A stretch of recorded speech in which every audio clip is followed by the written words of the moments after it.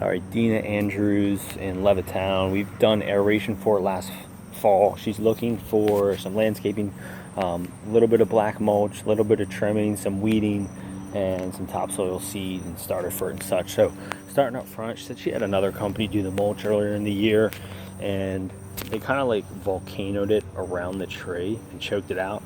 You can kind of see like it went up like that high, so she doesn't want that done. She had to dig it out.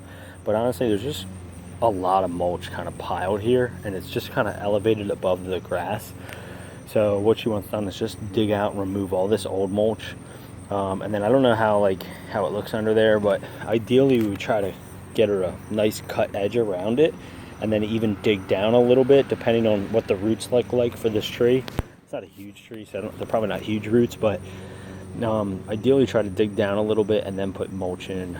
We'd like to get mulch on here. I mean, this is probably like 6 inches, 7 inches thick of mulch. Don't want to go that thick, and then definitely don't want to do the volcano thing and choking out. That was their big thing. So make sure you leave that base of the tree open to breathe, and then mulch around that. And then up here, just weeding out, clean up of the bed. Got some, droppings from the arborvitaes here, kind of rake that out. A couple weeds here. Any weeds in the landscape stone, I don't see any at the moment, but if you can pull them. And then just prune in shape of this tree. No trimming of the arborvitaes. Then over here, same thing, clean it out, rake it out, new mulch. This one's a little hard to get a established edge because she does have pretty big tree roots, but just do your best. Kind of what's going on here is good. Couple topsoil and seeding spots. So right here, if you can rake this dead grass out, maybe even bust the soil up a little bit with like a rake or a pitchfork, and then throw some seed, starter fert, and a splash of hay in here, right in this little spot.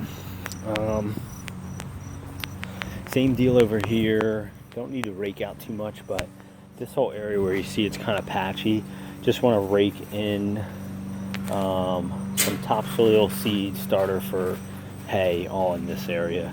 Just kind of sprinkle it all into there. The last seeding spot would be over here. Same deal, maybe rake it out a little bit of seed, starter fert, hay, put on that area.